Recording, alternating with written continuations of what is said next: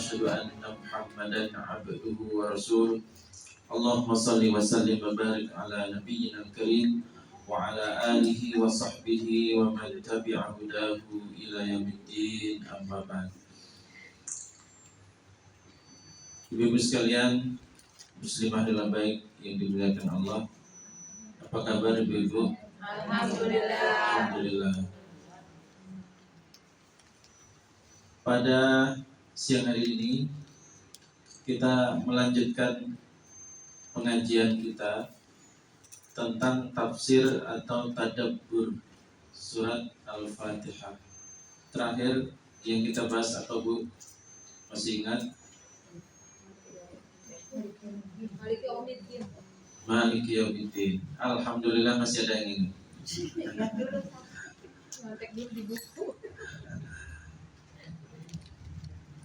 Baik.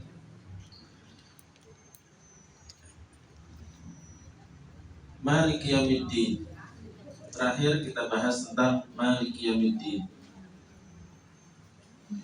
Ibu sekalian, sebagaimana kita bahas kemarin, yang bawa Al-Quran silakan dibuka Al-Qurannya supaya bisa melihat teks bahasa Arabnya. Karena nanti saya akan ajak ibu-ibu untuk mencermati teks bahasa Arabnya. Baik. Kita mengawali dari firman Allah, Alhamdulillahi Rabbil Alamin, Ar-Rahman Ar-Rahim, Maliki Yaumiddin. Ibu masih ingat bahwa di dalam rangkaian kita memberikan pujian kepada Allah, bahwa Allah itu punya 3 sifat, punya 3 hal. Yang pertama apa? Allah itu Rabbul Alamin. Allah itu penguasa jagat raya. Allah itu pencipta manusia. Itu makna Rabbul Alamin sudah kita jelaskan sebelum. Kemudian yang kedua adalah Ar-Rahman Ar-Rahim, bahwa Allah itu pengasih dan penyayang. Bahwa Allah berkuasa di alam semesta. Itu kemudian dikasih apa? Dikasih kalimat yang memberi jaminan agar manusia tidak takut kepada Allah. Itu apa? Allah adalah Maha Pengasih, Maha Penyayang. Karena kadang-kadang atau seringnya pada dunia manusia, jika manusia berkuasa, apalagi kekuasaannya absolut, maka akan cenderung apa, Bu? Cenderung zalim, cenderung semena-mena semaunya sendiri, termasuk korupsi.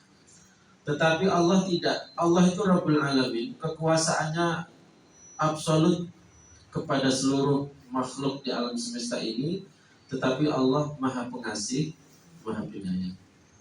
Berarti apa? Allah tidak akan menggunakan kekuasaannya untuk menzalimi manusia, untuk ya begitulah. Sehingga apa?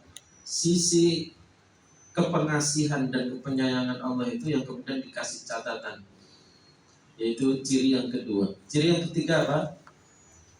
Maliki Yaumiddin, bahwa Allah itu adalah yang menguasai, yang memiliki pada hari pembalasan. Din, sebagaimana kita definisikan kemarin, adalah kombinasi antara peraturan, pelaksanaan dan pengawasan, lalu terakhir adalah penindakan. Bahwa din itu hanya akan sempurna jika terkombinasi 3 poin itu. Yaitu poin apa? Poin ada peraturan yang jelas, tidak berubah-ubah. Dan kita alhamdulillah peraturan kita nggak berubah-ubah, Bu. Kalau peraturan dari Allah. Tapi kalau peraturan dari manusia berubah-ubah mulu, ya. Betul ya? Ada namanya peraturan omnibus law. Sekarang ada Omikron, beda ya. Omikron jadi ingat omnibus. Jadi ada peraturan ini berubah lagi. Tapi peraturan dari Allah itu stabil. Sejak zaman Nabi Muhammad sampai kiamat, peraturannya Al-Quran dan Sunnah. Jadi kita diuntungkan karena peraturannya jelas, tidak membingungkan. Ibarat peraturan itu kan seperti ukuran, Bu ya. Ibu-ibu betapa pusingnya kalau kemudian meteran itu panjangnya dirubah-rubah. Dulu kita punya tanah 200 meter, gara-gara meterannya dirubah menjadi apa? Menjadi panjangnya hanya 1,5 meter. Lah gimana? Karena meterannya dirubah-rubah. Jadi bukan tanahnya yang dirubah, tapi meterannya yang dirubah. Maka peraturan itu nggak boleh berubah. Maka kalau pengen peraturannya nggak berubah, peraturan siapa? Peraturan Allah. Jadi kombinasi peraturan, pelaksanaan, pengawasan, lalu penindakan. Nah, hari penindakan itu di mana? Hari penindakan adalah di akhirat. Ketika semua manusia, baik yang dulu menjadi raja, menjadi presiden, maupun yang menjadi rakyat biasa, semuanya sama di mata hukum. Wah, kan sering ada istilah itu ya. Sama di mata hukum. Istilah sama di mata hukum itu hanya ada nanti di akhirat. Kalau sekarang itu tetap nggak sama. Ya, karena hukumnya pandang bulu. Siapa bulunya lebih banyak, dia yang menang. Yang bergelantungan itu, Bu, bulunya paling banyak. Berarti kalau yang diuntungkan oleh peraturan manusia berarti apa? Bulunya paling banyak. Baik. Nah, Allah itu memiliki dan menguasai hari penindakan itu. Yaumiddin. 3, ya. Pertama tadi apa? Rabbul Alamin. Yang kedua, Ar-Rahman Ar-Rahim. Yang ketiga, Malik Yaumiddin. Itu semuanya mensifati Allah, menggambarkan tentang Allah. Lalu setelah selesai menggambarkan tentang Allah, lalu apa, Bu? Iyyaka na'budu wa iyyaka nasta'in. Nah, siang ini kita akan membahas poin Iyyaka na'budu wa iyyaka nasta'in. Ibu sekalian, pertama kita cermati dari kata iyyaka. Nah, makanya perlu melihat Al-Quran. Karena bunyi iyyaka itu belum tentu ibu-ibu bisa membayangkan. Tulis iyyaka, nanti hasil tulisannya bisa beda. Itu kalau di pesantren pelajaran namanya imla ya, Pak. Iyyaka itu bunyinya kedengaran tapi nulisnya nggak bisa, kadang-kadang begitu. Beda sama anak Arab sana, masih kecil-kecil udah pintar ya. Jadi ibu sekalian, iyyaka apa artinya? Iyyaka. Iyyaka kalau iyanya saja itu nggak ada artinya. Itu mirip dengan bahasa kita sih atau dom. Apa arti sih sama dom, Bu? Terjemahkan dalam bahasa Inggris sih sama dom. Pasti pusing ya, ahli bahasa Inggris sekalipun pusing. Sih itu apa artinya bahasa Inggris? Enggak ada. Dia cuma pemanis saja. Sama dengan iyyaka. Iyanya itu enggak ada artinya. Yang ada artinya cuma K. K itu kata ganti untuk you, laki-laki, kamu. Kalau perempuan, ki. Makanya jangan salah kalau berterima kasih ke sesama ibu-ibu bunyinya jazakillah. Kalau ke bapak-bapak, nah udah pintar, udah bahasa Arab kan, bedain mudzakkar sama muannas. Nah, iyyaka hanya kepadamu. Jadi iyanya nggak ada artinya, cuma ka. Kata ahli nahwu, tata bahasa Arab, iya itu gunanya apa? Gunanya cuma menemani ka biar nggak sendirian. Tuh, serius, Bu. Itu dulu saya sekolah itu diajari begitu. Jadi iya itu apa gunanya? Cuma menemani ka, karena kalau sendirian aneh. Sama dengan sih itu gunanya apa? Ya menemani iya saja. Iya sih. Dengan adanya sih itu iya itu menjadi enak di telinga. Jadi iyyaka. Nah, kata ganti yang seharusnya objek ditaruh di depan. Kan sesudah iyyaka bunyinya apa? Na'budu. Na'budu itu fi'il, kata kerja, yang artinya apa? Kami menghamba, mengabdi. Jadi mengabdi itu dari bahasa Arab, dari na'budu, abdun, mengabdi, mengibadah. Kami mengabdi kepadamu. Harusnya kepadamu letaknya di mana, Bu? Di belakang. Tapi objek ditaruh di depan. Itu bahasa Arab ada maksud.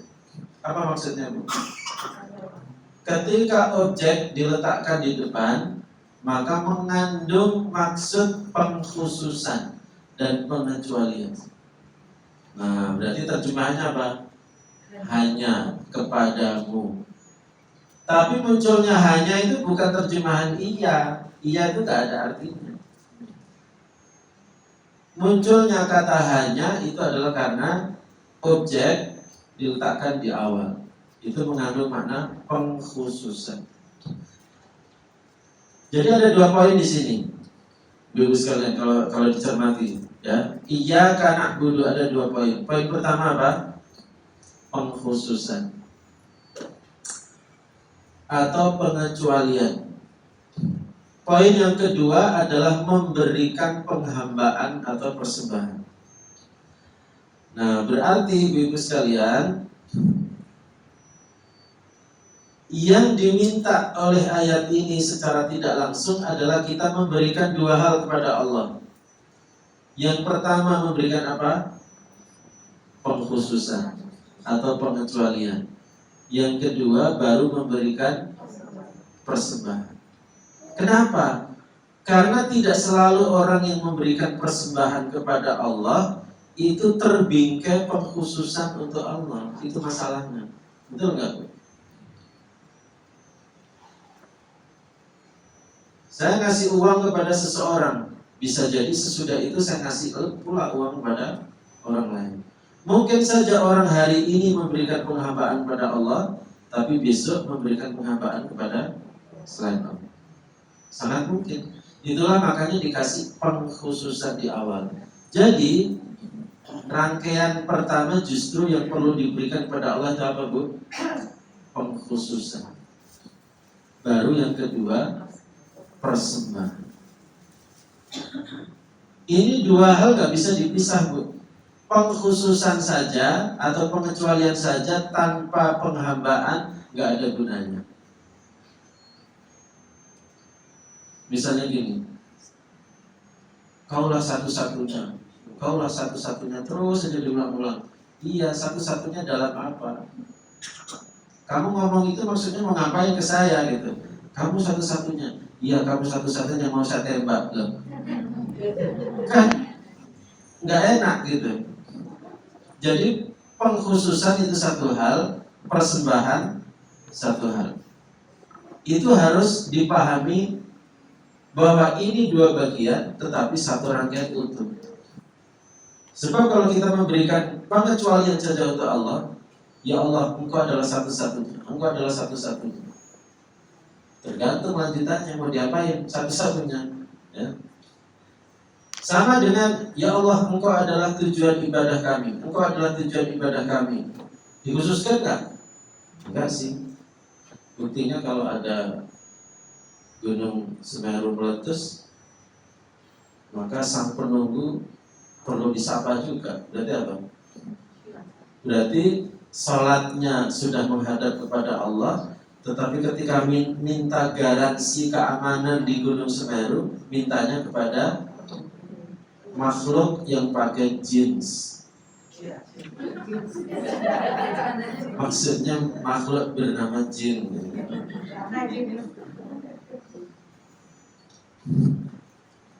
Jadi makhluk yang bernama jin itulah yang kemudian dikasih persembahan. Berarti apa? Persembahannya ganda. Ketika salat persembahannya untuk Allah, tapi giliran minta keamanan persembahannya kepada jin. Berarti persembahannya ganda. Maka persembahan dimungkinkan ganda. Oleh karena itu perlu dikecualikan di awal, dikhususkan. Ibu-ibu, kalimat yang puncak kalimat yang paling disukai dari dua orang yang saling bercinta adalah dibingkai dengan pengkhususan. Tidak percaya? Engkau adalah yang aku sangat cintai. Misalnya, itu masih 70%. Ada lebih tinggi dari itu. Yaitu apa? Engkau adalah satu-satunya yang aku cintai. Betul nggak? Ibu pilih yang mana? Ucapan kamu yang sangat aku cintai ataukah satu-satunya aku cintai? Tuh kan? Manusia saja minta apa? Manusia saja minta pengecualian, pengkhususan. Ketika kita menyampaikan ini bahwa Allah pertama-tama yang diminta adalah pengecualian, banyak orang mengatakan agamamu agama radikal. Loh, Anda yang lebih dulu radikal. Kenapa? Anda dalam bercinta meminta pengkhususan. Ya kan? Anda harus menengok kepada diri Anda duluan bahwa Anda sebetulnya sudah menerapkan standar pengecualian untuk diri Anda. Kenapa Allah tidak boleh meminta itu? Sombong amat, kata Mandra. Sombong amat. Ini korban YouTube pasti. Sombong amat. Sombong amat ketika dirinya meminta pengecualian, tetapi Allah meminta dibilang radikal. Coba, kan berat. Misalnya apa? Allah minta satu-satunya kamu ibadah hanya kepadaku. Emang salah Allah minta seperti itu? Agamaku satu-satunya yang benar. Emang salah? Tetapi orang kemudian mengatakan prinsip itu prinsip radikal. Maka saya katakan jika memang tauhid itu dianggap sama dengan radikal, ya apa boleh buat? Bodoh amat, itu istilah ciptaan Anda. Betul? Yang penting inilah permintaan Allah dan ini pula permintaan para istri. Betul?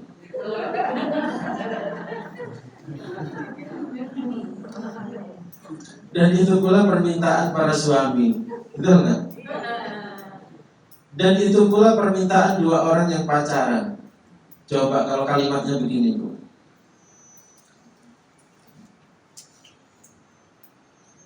Kamu adalah salah satu wanita di hatiku. Itu pergi dia, gak mau, betul gak?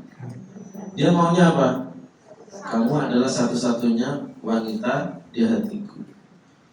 Jadi kadang-kadang kita itu jual mahal, Bu. Tapi Allah meminta mahal gak dikasih. Itu benar-benar sombong kadang-kadang manusia.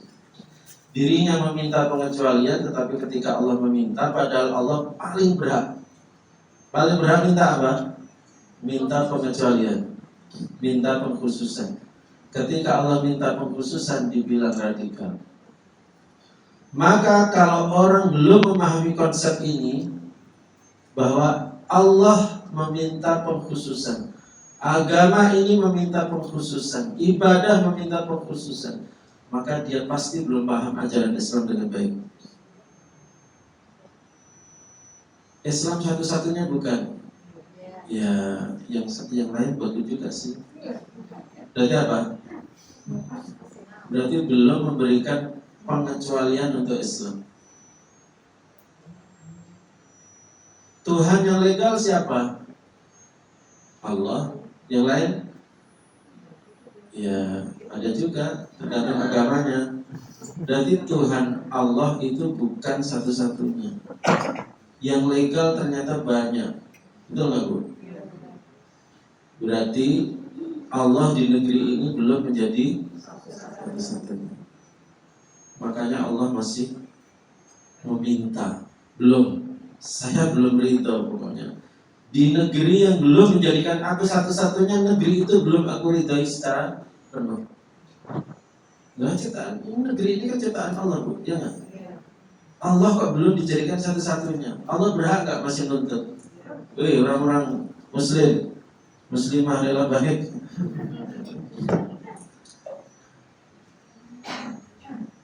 Allah masih minta, masih ada PR di pundak kita. Kenapa? Allah belum menjadi satu-satunya.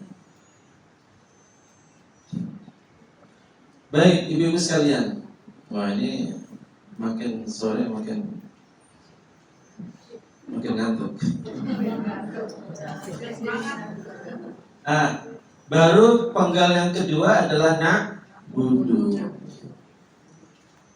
Kami menghamba kepadamu. Ibu sekalian, kan sebetulnya bisa kata gantinya itu tidak harus kami. A'budu.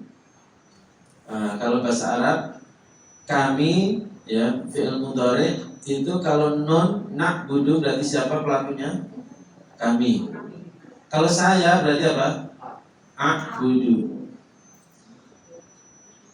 Kenapa ayat ini menggunakan kami, bukan menggunakan saya? Nah kan, menarik kan? Kenapa, Bu? Kenapa ayat ini menggunakan kami, bukan menggunakan saya? Baik. Satu, memberi sinyal bahwa kami tidak sendirian, tetapi beribadah kepada Allah dalam kondisi bersatu. Hati kami adalah baik. Hati kami adalah hati yang baik. Sama ada, kalau bahasa Malaysia, sama ada itu baik kepada Allah maupun kepada saudara seiman. Maksudnya gini, Bu. Kalimat ini memberi sinyal bahwa kebaikan hati kita itu enggak cuma kepada Allah, tapi juga kepada samping kami yang juga ibadah dengan kami. Itu kami juga baik. Maka bahasanya kami. Iyyaka na'budu. Kalau seandainya pilihan katanya a'budu berarti apa? Ya, pokoknya saya beribadah kepada ya Allah, adapun samping saya ya urusan. Ya. Nah, itu bagus banget buat apa? Muslimah rela baik bahwa kita bukan orang yang a'budu tapi na'budu.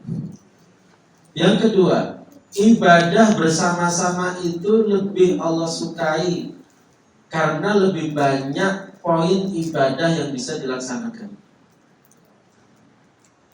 Kenapa? Karena ada jenis ibadah yang dilakukan sendirian, ada pula jenis ibadah yang mau tidak mau harus dilaksanakan bersama-sama. Contoh, apa ibadah yang harus dilakukan bersama-sama? Sholat jamaah, ya kan? Sholat jamaah itu ya nggak mungkin disebut sholat jamaah kalau sendiri. Ya.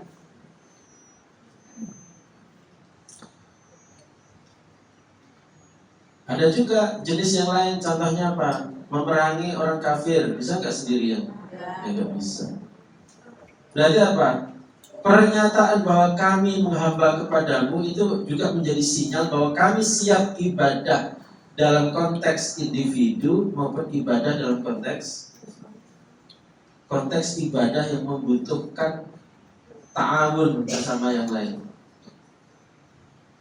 Nah, misalnya pencuri gitu, bisa nggak menghukum sendirian? Kan harus ada bagian yang nangkep, harus ada bagian yang al-gujunya, ada bagian nggak bisa sendirian. Jadi memang ada ibadah yang tidak mungkin dilaksanakan sendirian. Artinya apa? Tidak semua ibadah dilakukan oleh satu orang.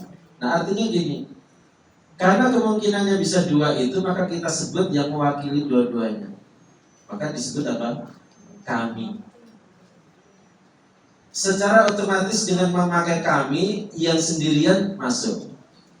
Tapi kalau memakai saya, berarti yang kami tidak masuk ke kami. Kemudian yang ketiga, penggunaan kata ganti kami juga memberi makna bahwa keadaan kami saat sendiri atau bersama-sama dengan orang lain itu dalam keadaan selalu ubudiyah kepadamu. Kenapa begitu? Karena ada kemungkinan manusia itu kalau sedang bersama-sama cenderung apa Bu? Orang kalau bersama-sama bisa cenderung muncul sombongnya atau muncul kedurhakaannya, mentang-mentang bersama-sama. Contoh, kalau sendirian nggak berani melanggar hukum Allah, tapi karena sudah diputuskan sama perwakilan rakyat, sama apa, karena rombongan satu negara akhirnya apa? Jadi berani. Kan gitu. Jadi kadang-kadang manusia ketika bersama yang lain itu kemudian muncul apa? Muncul sombong. Fir'aun itu menjadi sombong karena apa, Bu? Karena ditopang oleh menteri-menterinya, oleh rakyatnya, semuanya bersekongkol untuk melawan Allah. Tapi kalau sendiri, apalagi sendirian naik perahu dihantam badai. Apa yang terjadi pada manusia ketika sendirian dihantam badai? Pasti menengadah ke langit. Berarti apa? Manusia itu kalau sendiri cenderung ya. Artinya gini, dengan menyebut kami itu berarti apa? Baik kami saat sendiri maupun kami bersama-sama, tetap kami tunduknya kepadamu. Gak ada perubahan. Jadi bukan berarti ketika bersama-sama kami tunduknya kepada fulan, enggak. Seperti misalnya apa? Orang ketika dipersatukan dengan partai, karena kami dipersatukan partai, maka ketundukan kami kepada ketua partai. Nah, kan? Gak boleh kan?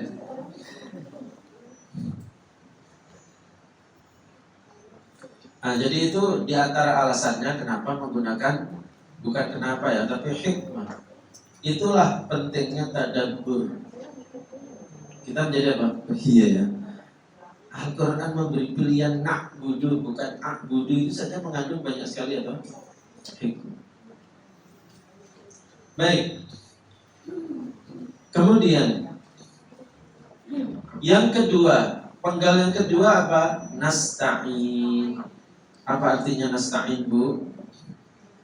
Nasta'in itu isti'anah, memohon pertolongan. Pertolongan itu dapat diringkas dalam 2 poin. Pertama apa? Meminta manfaat dan meminta dihindarkan dari madarat. Meminta didatangkan sesuatu yang bermanfaat buat kita, dan meminta dihindarkan dari sesuatu yang madarat buat kita. Madarat itu apa? Madarat itu lawan dari manfaat. Jadi kita meminta pertolongan kepada Allah. Bapak sekalian, hubungan kita dengan Allah sebetulnya diwakili oleh 2 kata ini. Pertama adalah memberi, yang kedua meminta. Dalam bahasa Inggris disebut apa? Dalam bahasa Inggris disebut take and give. Gayanya pintar Inggris. Padahal di tes TOEFL ya cuma berapa? Take and give. Memberi, mengambil dan memberi. Kan hubungan interaksi kita dengan manusia pun kan begitu, take and give. Hubungan kita dengan Allah juga take and give. Give-nya apa? Na'budu. Give apa? Take-nya apa? Give kan memberi. Take berarti meminta. Dalam kita memberi maupun dalam kita meminta itu harus dibingkai pengkhususan, pengecualian. Yaitu apa? Interaksi kita dengan Allah dalam memberi maupun meminta itu dibingkai pengecualian, pengkhususan. Tidak boleh belok kemana-mana. Setuju, Bu? Setuju? Baik.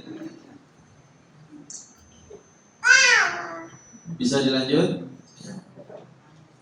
Nah, Bapak sekalian,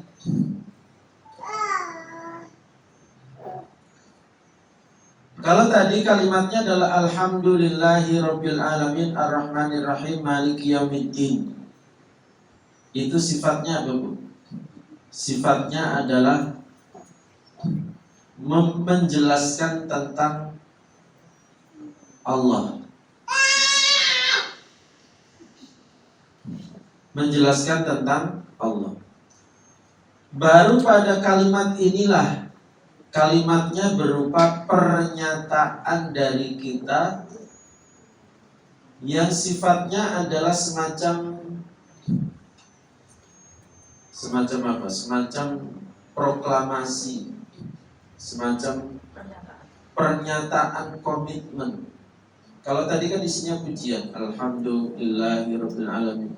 Kalau ini sebuah pernyataan yang mengikat kita.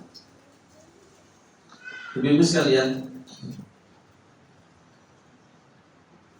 pernyataan ini diucapkan oleh apa?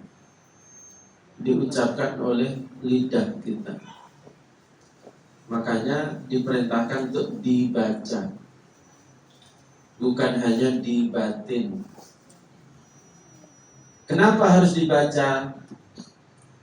Karena lidah adalah juru bicara tubuh manusia. Juru bicara resmi tubuh manusia adalah lidah. Maka ketika lidah mengeluarkan pernyataan, berarti mewakili siapa? Mewakili seluruh tubuh. Artinya ketika lidah mengucapkan iyyaka na'budu wa iyyaka nasta'in, kok tangannya minta tolong pada yang lain meskipun lidahnya nggak ngomong, berarti apa? Itu sudah pelanggaran. Kenapa? Karena berarti tangannya pun harus mengikuti pernyataan lidah, karena lidah adalah juru bicara resmi. Jangan kemudian ya yang bilang iya karena duduk ya karena saya kan lidah, yang kita tolong kan tangan. Ya nggak bisa begitu. Ini kan tubuh kita ini ibarat organisasi.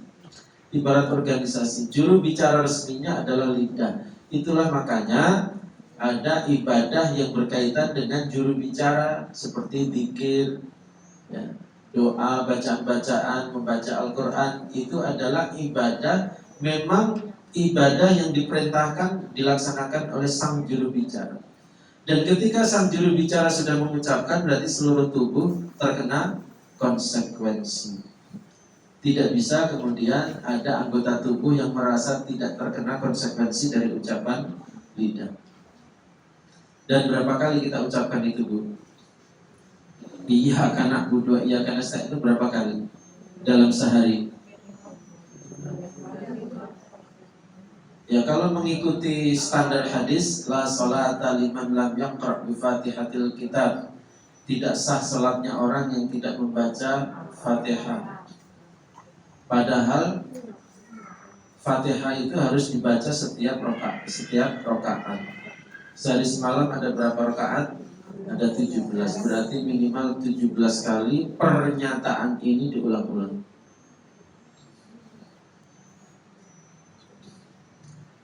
Maka ketika misalnya orang sudah mengucapkan iyyaka na'budu wa iyyaka nasta'in, tapi tangannya memberikan persembahan kepada sang penunggu Semeru, berarti apa? Berarti tangannya telah mengkhianati lidah. Enggak bisa. Meskipun tangan yang melakukan, tetap. Kecuali nanti di akhirat. Di akhirat yang bisa bicara nggak cuma lidah, tapi apa? Semua bisa bicara. Tapi ketika di dunia itu harus. Nah, itulah rahasianya kenapa orang hanya dinyatakan masuk Islam kalau lidahnya yang mengikrarkan asyhadu alla ilaha illallah wa asyhadu anna Muhammad Rasul. Berarti apa? Itu berarti sudah pernyataan resmi mewakili seluruh tubuh. Baik, ibu-ibu sekalian. Kemudian perenungan berikutnya. Kenapa na'budu duluan baru nasta'in? Nah, kenapa na'budu duluan baru nasta'in? Ya. Ada yang bisa jawab? Kenapa na'budu duluan baru nasta'in? Apa hikmah? Kata para ulama tafsir, hikmahnya adalah bahwa haknya Allah itu lebih dulu harus ditunaikan sebelum kita bicara hak kita. Kan tadi take and give ya. Nak budu itu apa? Give, memberi haknya Allah.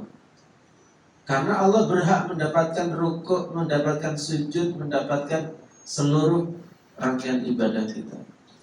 Berarti pernyataan itu adalah mengutamakan haknya Allah duluan ditunaikan. Baru kemudian bicara tentang hak kita sebagai manusia. Kami meminta pertolongan kepadamu ya Allah. Itu haknya siapa? Kan kalau ditolong kan kita yang untung kan? Berarti tentang hak kita. Inilah urut-urutan seorang mukmin dalam akidahnya, bahwa yang duluan ditunaikan adalah haknya Allah. Baru kemudian bicara tentang haknya manusia. Sedangkan kalau kita sekarang bicara di zaman sekarang, itu orang kebanyakan bicaranya adalah hak asasi manusia.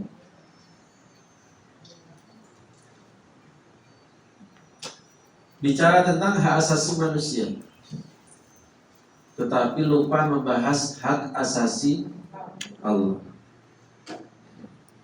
Makanya bagus juga kalau misalnya ada dua istilah, membela hak asasi Allah, bukan hanya membela hak asasi manusia. Karena memang hak Allah itu duluan harus ditunaikan. Dan hak Allah yang paling utama ditunaikan apa, Bu? Apa tadi? Iyyaka tadi. Hak Allah yang paling dipersoalkan oleh Allah dibanding yang lain itu ternyata apa? Pengkhususan atau pengecualian. Itulah makanya dosa paling besar adalah syirik. Karena syirik itu menolak memberi pengkhususan kepada Allah, menolak memberikan pengecualian kepada Allah. Jadi definisi syirik itu sederhana, Bu. Syirik itu apa sih? Syirik itu menolak memberikan pengecualian untuk Allah, menolak memberikan pengkhususan untuk Allah. Itu namanya syirik. Padahal menolak memberi pengkhususan itu dalam bahasa modern disebut dengan liberalisme. Ya kan? Liberalisme itu kan apa aja boleh, apa aja benar. Loh, apa aja boleh, apa aja benar. Enggak ada yang eksklusif. Nah, jadi pertama-tama adalah tunaikan haknya Allah.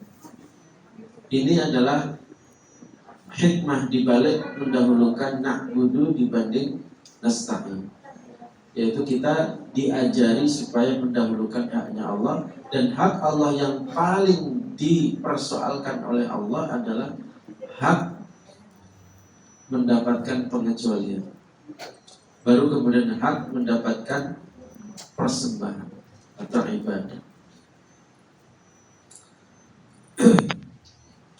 Jadi ibu-ibu sekalian, ketika ibu-ibu memberikan persembahan kepada selain Allah, sambil di saat yang lain memberikan persembahan kepada Allah, ini disebut apa? Syirik. Persis dengan orang yang memberi sesajen itu. Orang yang memberi sesajen itu banyak yang beragama Islam. Dan ketika dia beragama Islam, apa yang terjadi? Ketika zuhur, ketika asar, ketika maghrib, ibadahnya untuk Allah. Tapi ketika minta keamanan di Gunung Semeru kepada jin, berarti apa? Ibadahnya ganda, imannya juga ganda. Maka disebut dengan syirik. Dan itulah makanya dalam surat Yusuf disebut wa ma yu'minu aktsaruhum billahi illa wa hum musyrikun. Tidaklah kebanyakan mereka beriman kepada Allah kecuali di saat yang sama mereka menyekutukan keimanan kepada Allah itu. Dan apa? Keimanannya nggak tunggal hanya untuk Allah, tapi keimanannya juga untuk selain Allah. Ibadahnya juga nggak tunggal. Ada kalanya ibadah untuk Allah, ada kalanya ibadah kepada selain Allah. Jadi kalau orang masih meributkan sesajen, itu pasti nggak ngerti apa? Nggak ngerti konsep pengecualian. Kalau ngerti konsep pengecualian pasti dengan mudah mengatakan itu jelas iman yang ganda atau ibadah yang ganda. Baik. Kemudian yang berikutnya, ibu-ibu sekalian, apa makna ibadah? Ibadah itu apa artinya, Bu?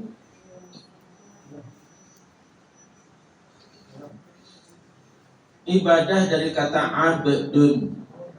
Apa arti abdun?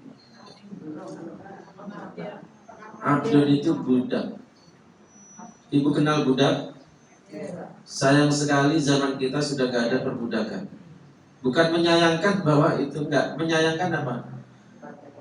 Karena mengerti tentang perbudakan itu membantu memahami posisi kita di hadapan Allah. Membantu memahami posisi kita di hadapan Allah. Bahwa Allah menggunakan istilah yang sama seperti istilah untuk budak pada zaman dahulu, abdun. Ibu-ibu, gini, sebab terjadinya perbudakan itu apa? Ada yang tahu? Sebab terjadinya perbudakan itu apa? Nah, kan nggak bisa jawab. Kenapa? Karena sudah tidak hidup di zaman perbudakan. Sebab terjadinya perbudakan yang paling dominan adalah peperangan. Peperangan antar dua suku atau dua negara. Zaman dahulu kan antar suku, antar kerajaan itu selalu apa? Perang. Maka hukumnya kalau sudah perang itu hukum rimba. Siapa yang menang, maka pihak yang kalah apalagi yang tertawan itu otomatis apa? Dia punya kekuasaan penuh untuk memperlakukan apa saja kepada tawanan. Mau dieksekusi ya orang dia yang menang, mau dieksekusi juga siapa yang akan melaporkan, orang nggak ada hukum yang menaunginya. Mau dijadikan budak juga siapa yang menolak. Coba ibu-ibu berimajinasi. Andai kan ibu-ibu saya tawan, ya. Berandai-andai. Andai kan ibu-ibu saya tawan, terus saya bilang gini, Bu, ibu kan kalah perang nih sama saya, sekarang jadi tawanan saya. Saya kasih dua pilihan, saya eksekusi, saya gantung, atau saya biarkan hidup tapi nurut 100% kepada saya, perintah apapun saya nurut, nggak boleh bantah. Tapi saya kasih hidup, pilih mana, Bu?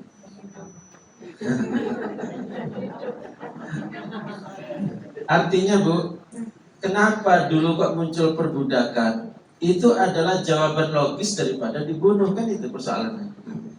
Akhirnya satu demi satu muncullah namanya perbudakan. Kenapa orang lebih milih jadi budak daripada membayangkan digantung? Ya udahlah, daripada saya digantung, lebih ngeri saya siap tunduk dan taat kepada Anda menjadi budak Anda. Nah, begitu, kan gitu ya. Berarti ini benar kamu. Nah, Bapak sekalian, konsekuensi budak kepada tuannya itu apa? Nurut mutlak. Bahkan dia tidak punya hak kepemilikan apapun. Kenapa? Dirinya itu dimiliki oleh tuannya dan bisa dijual, seperti menjual sapi, menjual kambing gitu. Ada pasar namanya pasar budak. Ibu-ibu tahu nggak Manggarai, pasar Manggarai? Tahu ya? Itu saya baca sejarah masa lalu Jakarta, itu adalah pasar untuk budak-budak asal Manggarai. Manggarai yang Nusa Tenggara Timur itu. Nah, itu diangkut tuh dari sana. dijual di situ. Karena mayoritas orang dari Manggarai, maka kemudian dijadikan nama Pasar Manggarai. Di situ dijual budak-budak asal Manggarai. Percaya nggak? Saya cuma baca katanya sih begitu.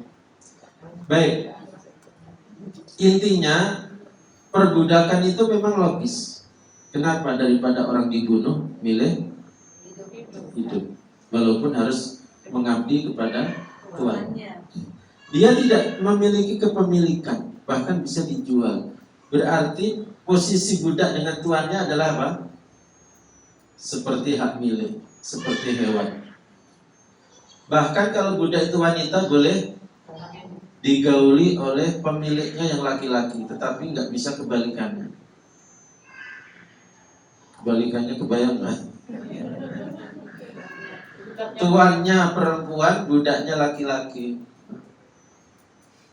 Dalam Islam nggak boleh, karena itu berarti tuannya menjadi lebih hina daripada budaknya. Karena nanti tuannya hamil dari budaknya, malah sengsara tuannya, kan gitu ya. Makanya kebalikannya nggak boleh. Yang boleh adalah tuan laki-laki punya budak perempuan boleh digauli. Kenapa itu boleh? Karena tadi dia dimiliki, maka menggaulinya pun menjadi boleh.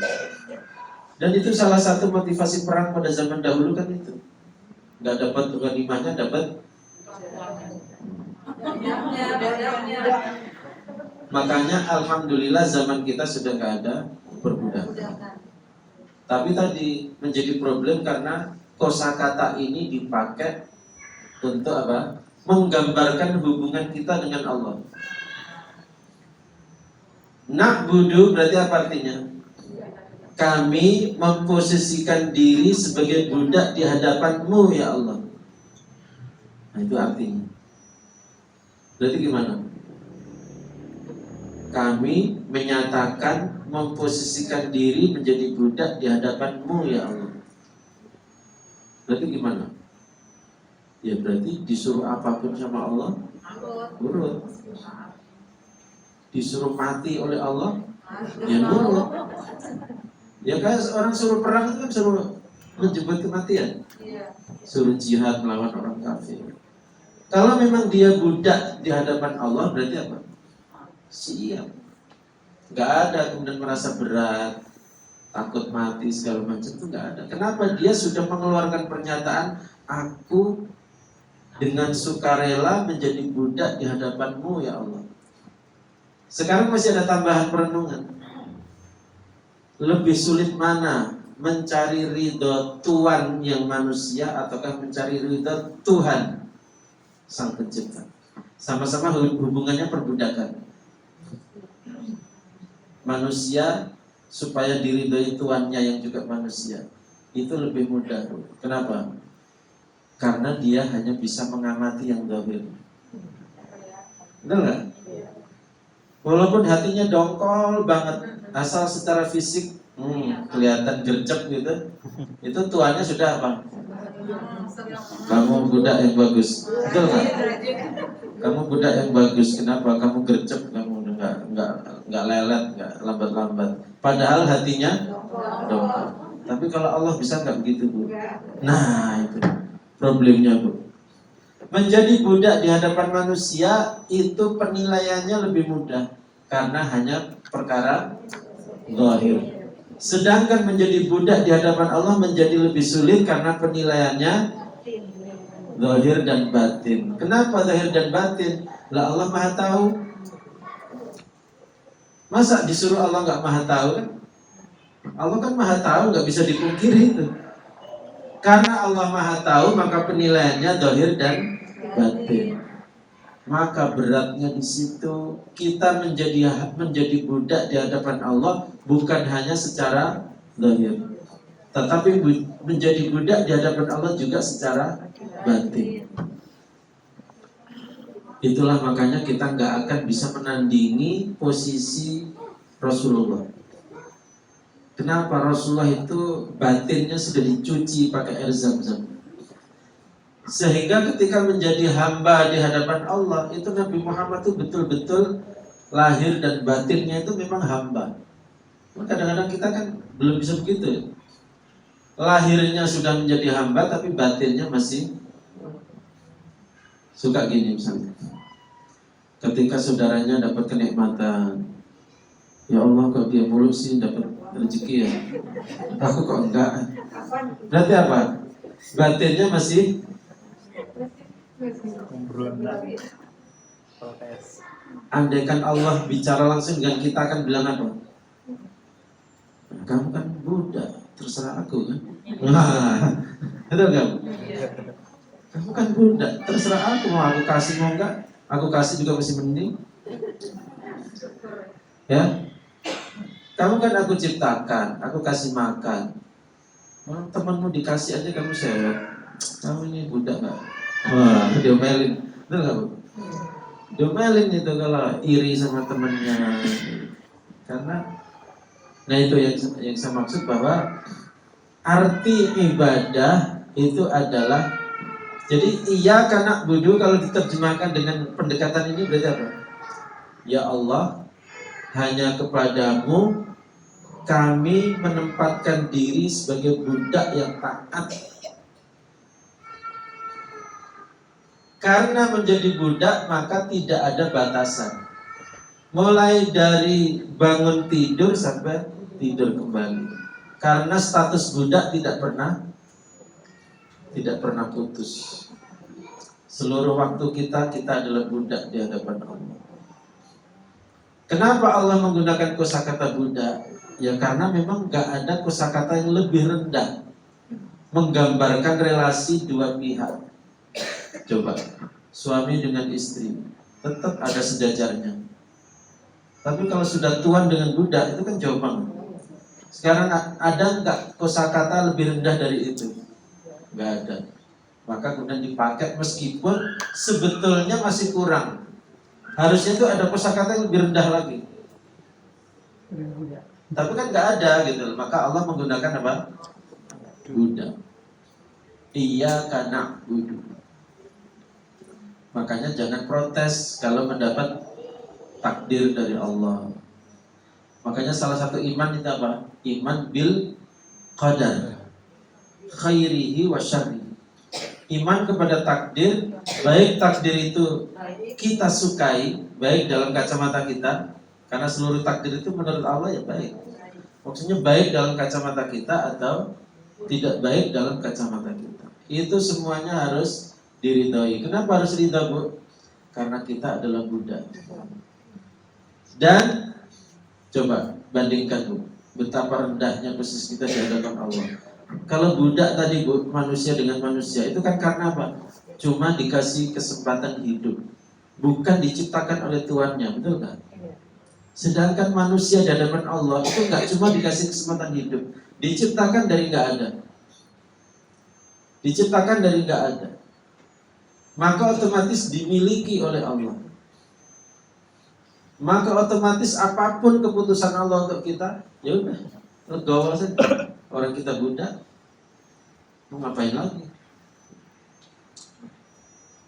Makanya contoh budak terbaik di hadapan Allah itu selalu gak ada yang mengalahkan Nabi Ismail sama Nabi Ibrahim. Coba Nabi Ismail dulu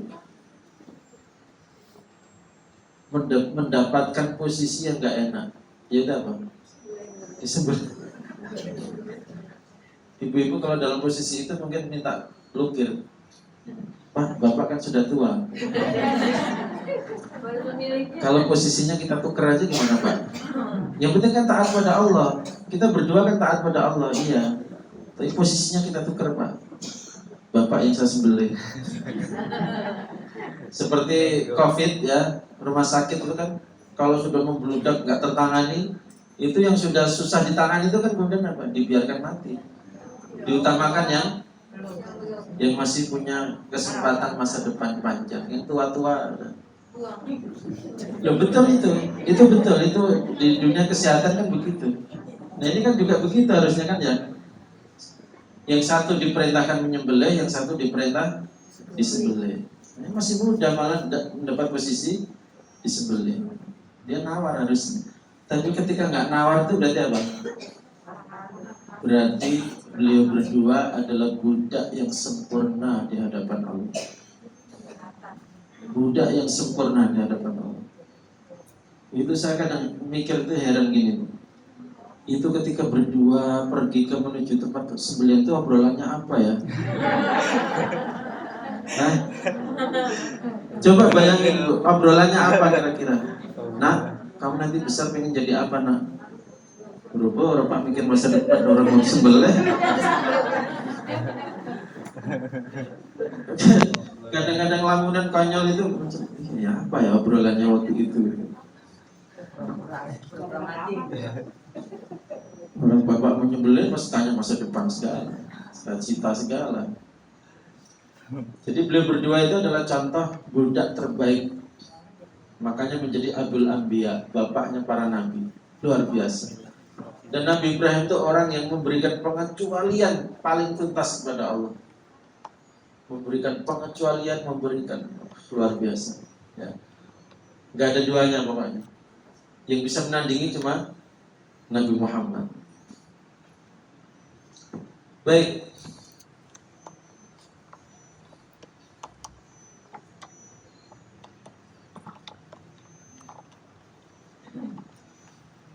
Ini sudah jam 2:30. Tadi kan 45 menit cuma pakai buat nyeting. Ya, berarti tambah 5 menit. Ya. Baik. Baik. Kemudian yang juga penting, ibu-ibu sekalian, iyyaka na'budu wa iyyaka nasta'in. Hanya kepadamu kami memberikan persembahan dan hanya darimu kami meminta pertolongan. Ibu sekalian, ternyata memang meminta itu menjadi Allah suka ketika diminta. Dalam sebuah hadis dari Abu Hurairah radhiyallahu anhu bahwa Rasulullah sallallahu alaihi wasallam bersabda, "Man lam yad'ullaha yaghdab alaihi." Ini kata Syekh Albani, ini adalah hadis sahih dalam silsilah hadis sahih. Siapa yang tidak meminta kepada Allah, maka Allah akan murka kepadanya. Tuh. Aneh Bu ya? Tidak meminta malah Allah murka. Itu kalau penalarannya gimana Bu? Penalarannya itu gini Bu. Allah itu kan maha kuasa, betul nggak? Maka ketika Allah maha kuasa, kok ada hambanya, ciptaannya malah minta kepada yang tidak berkuasa, maka Allah marah. Andai kan saya dokter, saya punya adik, adik saya teleponan, konsultasi kesehatan sama pemulung. Saya sakit gini gimana obatnya? Saya sebagai dokter, saya jitak itu adik saya itu. Lawang kakakmu itu dokter malah kamu konsultasinya sama pemulung, betul nggak? Kakakmu itu dokter pinter kok malah kamu mintanya ke sono. Allah itu maha kuasa, Allah itu maha kaya. Kok malah hambanya minta kepada, tersinggung nggak?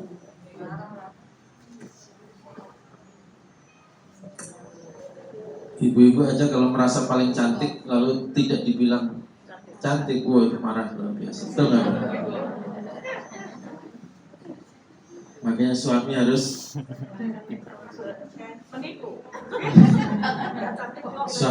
pandai.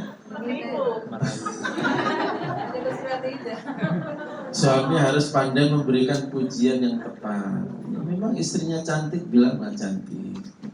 Karena kalau nggak dibilang tersinggung dia, saya cantik kok nggak dibilang.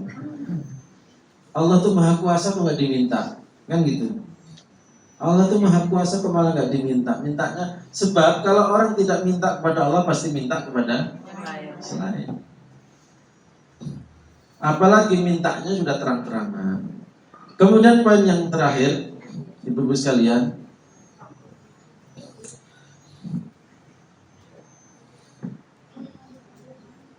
sebetulnya antara persembahan dengan permintaan itu dua hal yang tak terpisahkan. Kenapa? Karena setiap orang dalam memberi itu pasti mengandung permintaan. Betul nggak? Nggak ada orang memberi tanpa permintaan tersirat, itu nggak ada. Pasti ketika memberi meminta. Contoh, ketika orang memberi hadiah, memberikan hadiah, memberikan pemberian kepada seseorang, dia pasti berharap. Apa harapannya? Harapannya supaya hidupnya tidak susah misalnya. Jadi memberi itu pasti ada harapan di belakang.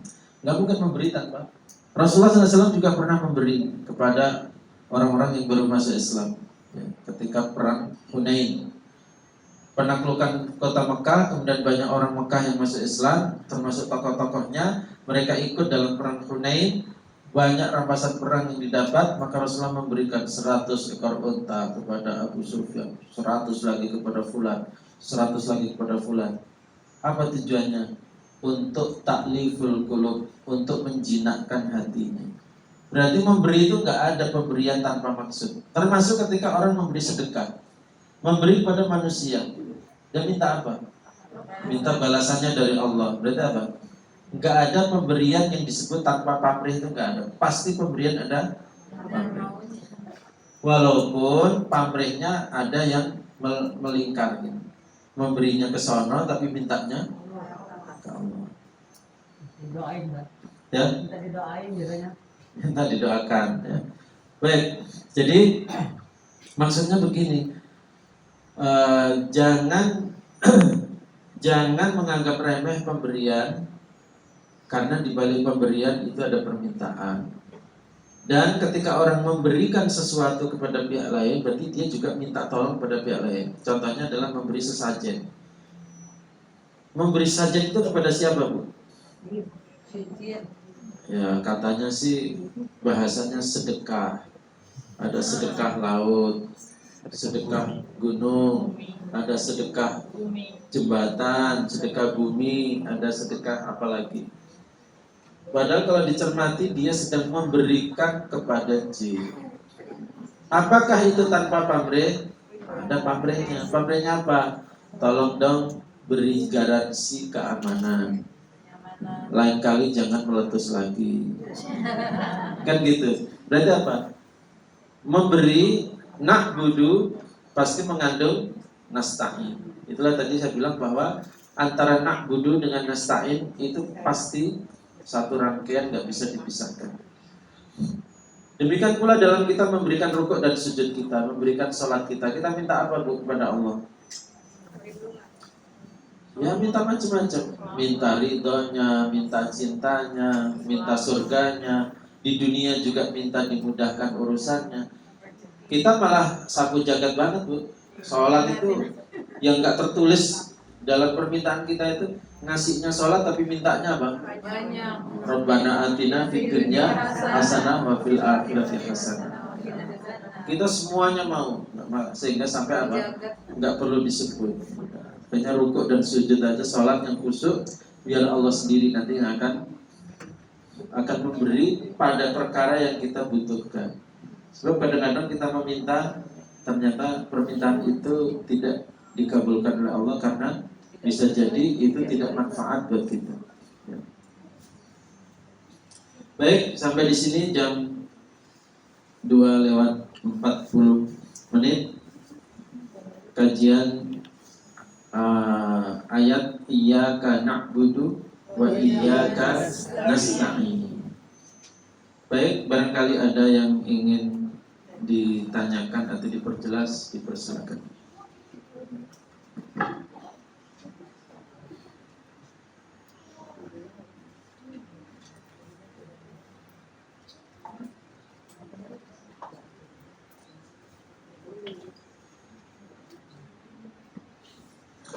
Alhamdulillah tidak ada satupun yang Paham atau ngantuk? atau yang ketiga sudah lihat jam. Lihat jam itu isyarat, Bu. Jadi, walaupun perbuatannya cuma lihat jam tapi mengandung pesan. Pesannya apa? Harap maklum. Tanya benar. Ya. Kalau misalkan leluhur kita, kakek nenek kita itu Nah, yang jadi soal itu kan gini Bu ya.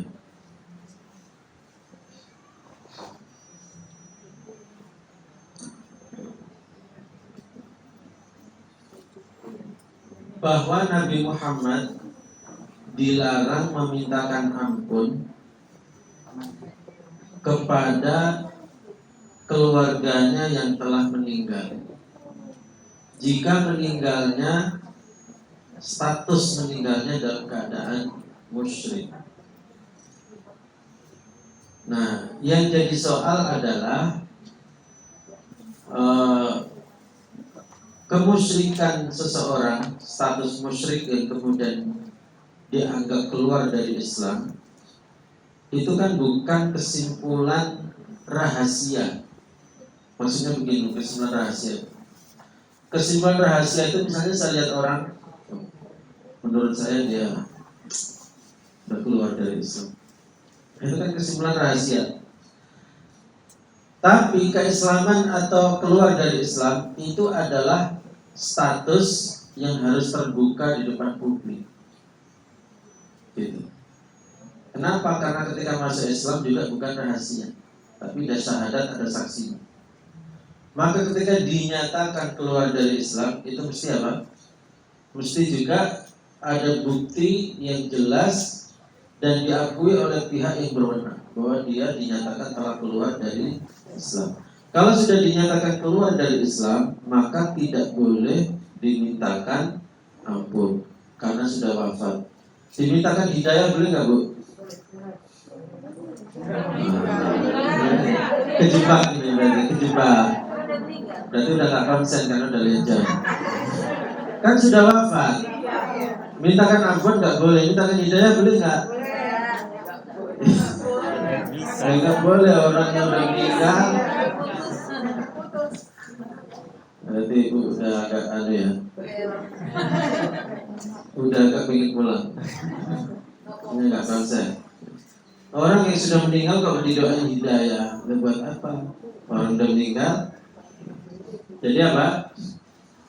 Memintakan ampun kepada orang yang sudah meninggal, walaupun secara pribadi kesimpulan kita dia musyrik, tapi jangan mengikuti kesimpulan pribadi, tapi ikutilah kesimpulan resmi dari masyarakat. Statusnya apa? Oh, statusnya dia muslim. Ya walaupun kita juga lihat dia naruh sesajen apa gitu, ya sudah. Kita doakan karena lingkungan dan umat Islam masih mengakui keislaman. Gitu. Itu lebih apa? Lebih gampang. Hidup kita menjadi lebih mudah daripada apa? Kita harus menyimpulkan sendiri secara diam-diam, meneliti sendiri. Ya udah, apa yang kita, Allah tidak menurunkan agama ini untuk kita supaya sulit, tapi apa?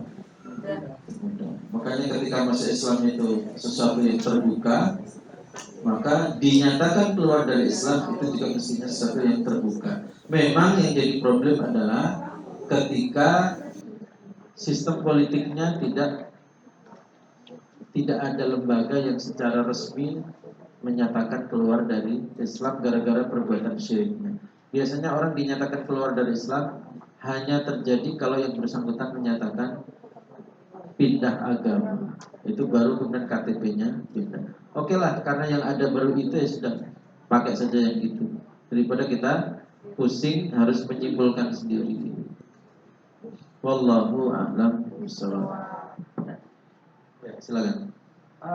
Bagaimana kalau katakanlah nenek moyang kita, kakek kita melakukan kesyirikan karena ketidaktahuan, kejahilan, ketidakmengertian terhadap din, apakah itu bisa gugur? Karena mereka tidak tahu. Iya, sama dengan tadi. Bahkan tadi itu tahu, tetapi masyarakat masih menganggapnya Muslim.